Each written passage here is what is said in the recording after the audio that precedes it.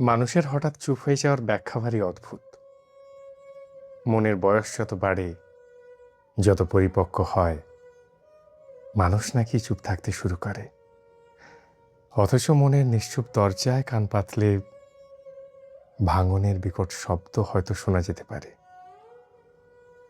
একটা সময় পর কেউ নিজের গল্পে নিজেকে ছাড়া কিছুই পায় না।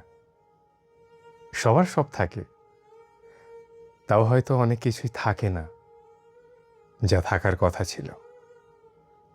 চুপচাপ মানুষের হঠাৎ বকবকি হওয়ার থেকে সারাক্ষণ সারা বাড়ি মাথায় করে রাখা মানুষটার হঠাৎ চুপ হয়ে যাওয়া বেশি আশ্চর্যের।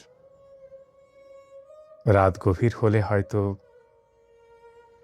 হয়তো নিশ্চুপ মনের বাঁধ ভাগে, আবার সকাল হবার আগেই নিজেকে গুছিয়ে নেয়। সময় মানুষকে মানুষকে কি অদ্ভুত ম্যাজিক দেখায়, তাই না? আর জীবনের গতিবেগ যাদের এভাবে থামিয়ে দিয়েছে, চুপ করিয়ে দিয়েছে, কিংবা কিংবা তথাকথিত অতি সাবলীল করিয়ে দিয়েছে, আমিও তাদের দলে।